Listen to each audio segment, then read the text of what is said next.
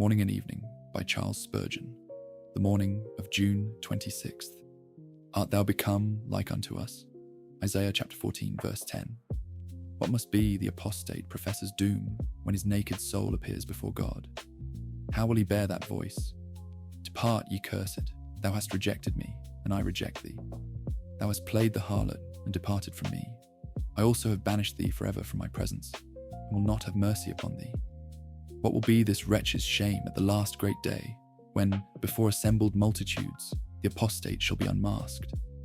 See the profane and sinners who never professed religion, lifting themselves up from their beds of fire to point at him. There he is, says one. Will he preach the gospel in hell? There he is, says another.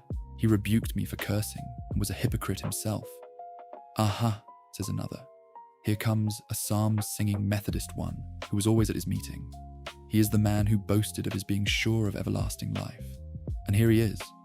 No greater eagerness will ever be seen among Satanic tormentors than in that day when devils drag the hypocrite's soul down to perdition. Bunyan pictures this with massive but awful grandeur of poetry when he speaks of the back way to hell. 7 devils bound the wretch with 9 cords and dragged him from the road to heaven in which he had professed to walk, and thrust him through the back door into hell. Mind that back way to hell, professors. Examine yourselves whether you be in the faith.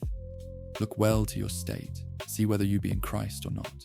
It is the easiest thing in the world to give a lenient verdict when oneself is to be tried.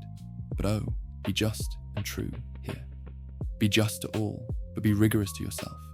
Remember, if it be not a rock on which you build, when the house shall fall, great will be the fall of it. O may the Lord give you sincerity, constancy, and firmness, and in no day, however evil, may you be led to turn aside.